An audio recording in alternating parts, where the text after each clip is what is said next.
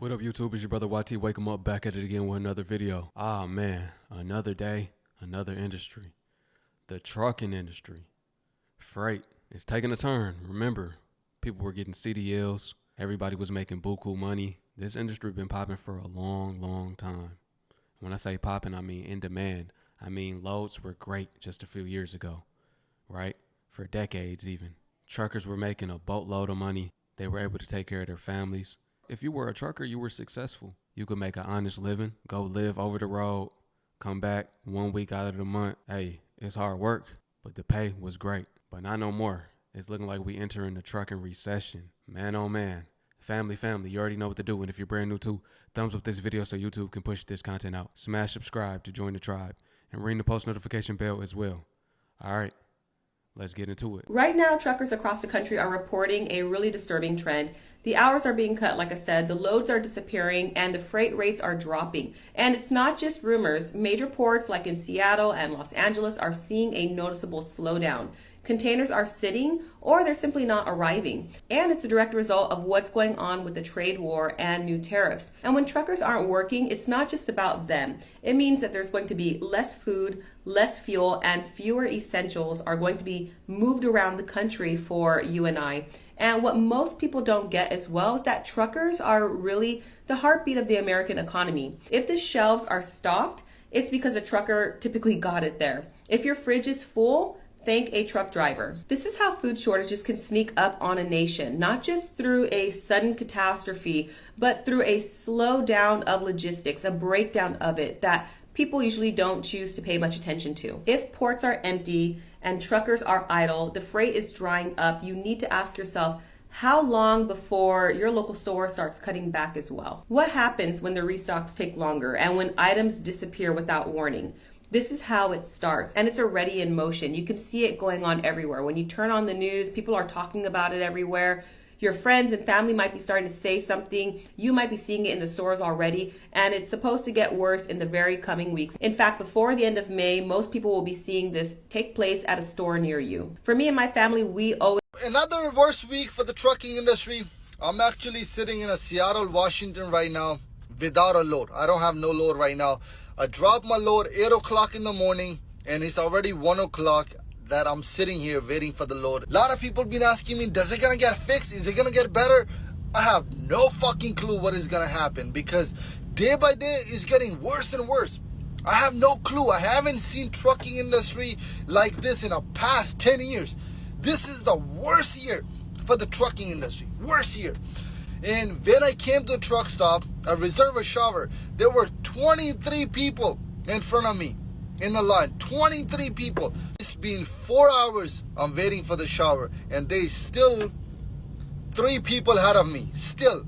So you can imagine that how many people are sitting at this truck stop without a load.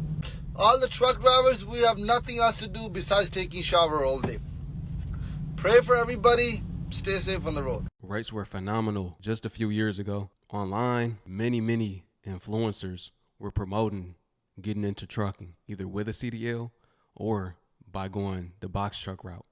Even going the rental route, you didn't even have to own the truck. You could just rent it. First, establish your authority, get your insurance, get your DOT number, sign up for a load board. Hey, I may be missing some steps, but the point was it was very easy to get in through the box truck rental route. You also had Amazon Relay. You also had the traditional route, driving a big rig. But nowadays, it seems not only are the rates on loads low, now some people are struggling to even get a load at all. Tariffs are destroying the economy. They're destroying the trucking industry. It seems like this is the beginning of the truckers' recession. Man, I can't even lie, man. 2025 been like one of the worst years of my life, yo. Losing my daughter, Trump fucking up this economy. I'm feeling this shit from trucking, like not having enough loads because we don't have product coming from the other countries. And I know what he's trying to do, but it's having adverse effects on the hard-working Americans out here. When I was selling drugs and shit, I ain't feel no recession. I had 7,000 a day coming in, but now when you live in a normal life and you a tax-paying citizen, and the president do some fuck shit like this, yeah, you feel the repercussions of that, like for real. But in spite of all that, you just gotta keep this shit moving. You ain't got no choice but to keep this shit moving, man. No matter how hard this shit try to break you, don't let it break you, man.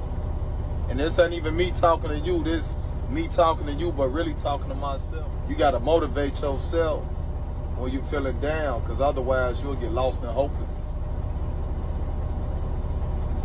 You know the worst thing you could do in trucking is not read the signs. I'm not talking about that open DOT sign. I'm not talking about the stop sign. I'm talking about the trucking recession sign, okay? Trucking is that shit is in the toilet. It's a bloodbath right now, all right? And for anyone who thought that Trump was just going to come in and magically just make things popping again, nah, not again. Not right now, not for a little bit, all right? Especially with these tariffs, it only can get worse. It only can get worse. Why are veteran drivers quitting in 2025? So I made a video about why drivers quit after their first year. And surprisingly, a bunch of veteran drivers were in the comments telling me about why they're quitting after 20 to 30 years. This is 3 reasons why veteran truckers are leaving in 2025. Number 1. Health. A bunch of drivers were telling me that they were quitting because they destroyed their body. Whether it's their back, sleep apnea, arthritis, or them just straight up becoming obese, a lot of them had to get out because their body just could not handle it anymore. Number 2. Relationships. A common stereotype in trucking is that it will cause your marriage to fail. And I mean, it's true. A ton of drivers were telling me that they went through multiple marriages throughout their trucking career. And basically having a relationship is extremely tough when you're constantly gone all the time. Number 3. Respect. People stopped respecting truck drivers. Whether it's four-wheelers on the road or people in general, people just don't take us seriously anymore, and they think that we're the scum of the earth. And that's another reason why a lot of guys just want to get out. But what do you think? Are the sacrifices worth it, especially nowadays? Let me know. A large number of drivers are overweight. When you're on the road, you're not able to eat a healthy meal. You're not able to eat a home-cooked meal. Most times it's fast food or a restaurant. Something quick, really. It's something quick usually, and that's not the best for you. You sitting in the driver's seat hour upon hour. Health is deteriorating just so the people can get products on the shelves. See, they don't get the credit that they deserve. Not only that, correct me if I'm wrong, but if it's any truckers in the comment section, then y'all let me know. But a truck driver illegally can only drive a maximum of 11 hours within a 14-hour window of on-duty work, right? After 11 hours of driving, they got to take 10 consecutive hours of off duty. They have a weekly limit of 60 hours of on duty in a 7-day window, or 70 hours in 8 days. They push their body to the limit, and doing that for year on year on year, that can be very detrimental to your health for anybody. So I don't blame them. I do not blame the drivers for calling it quits, especially with what's going on with the tariffs and the uncertainty in the trucking industry. I'm just keeping y'all up to date, especially if you're new to the industry. Some of y'all acting like trucking and logistics ain't being touched right now. Well, let me give you a nice, quick reality check. First off, the container ships from China, empty. And China's been one of our biggest suppliers. And when the freight slow down, it don't just hit the ports. It rattles the whole damn system. The ones that been in the game for a while, you know what I mean. When there's fewer freight, there's fewer loads. When there's fewer loads, that means fewer checks. It's simple as that. And y'all could pull that, I'm in flatbed, I'm good, all y'all want to. But when the material stop, guess who's next? And to be honest, UPS said that last week. Somebody told me, come on over to UPS. Speaking of UPS, baby, they are planning on laying off tens and thousands of jobs and closing down 70 buildings, both leased and owned. At that point, that ain't a trucking issue. That's dispatch, that's warehousing, that's admins. Everybody could get it. Oh, Amazon, they try to air it out. They was trying to inform us about how much extra we was about to pay in tariffs. And that post blew up so quick and so fast that even Trump had to step in. Bezos is real quiet now, huh? Well, you feel like you ain't affected by the tariffs yet? That's no problem. Just go to a grocery store and buy some groceries. Matter of fact, go to a drive-thru. Prices is just disrespectful. No shit getting out of hand when you go to freaking KFC just to get some damn chicken. And the damn 8-piece box is damn $30. And that's not even including the freaking biscuit nor the sides. I went to the grocery store the other day to get some damn eggs. And the shit looked at me like I needed a damn cosigner. And the damn gallon of milk out here thinking it's damn top shelf tequila. Since I'm giving y'all brief highlights of what's happening in the industry right now, let's go ahead and just talk about it. just signed an executive order saying that truckers need to prove that they can read, write, and understand English. This is not a conda, not a get by. You have to prove it or you're going to lose your damn CDL. Oh, this ain't just talking. This is policy. As a matter of fact, Tennessee tried to do the same thing earlier this year, and they realized that they had to backtrack because they was about to blow up the damn industry. But now it's federal. Fortunately, if you've been driving for years and you won't think this should affect you, well, you better think again, especially if you don't understand, comprehend, or read English. At this point, we can all accept that they're not just coming for the... So is trucking going to get better in 2025? Well, here's my thoughts on it. I don't really know that it's going to be 2025, at least not for the next 6 to 8 months. It's going to get better. And I'll tell you why. Because when Biden and Harris was in office, they did so much damage to the economy that I don't know that it can be fixed. So what Trump is doing with the tariffs, I feel like he's going to use the tariffs, and I think it's going to work.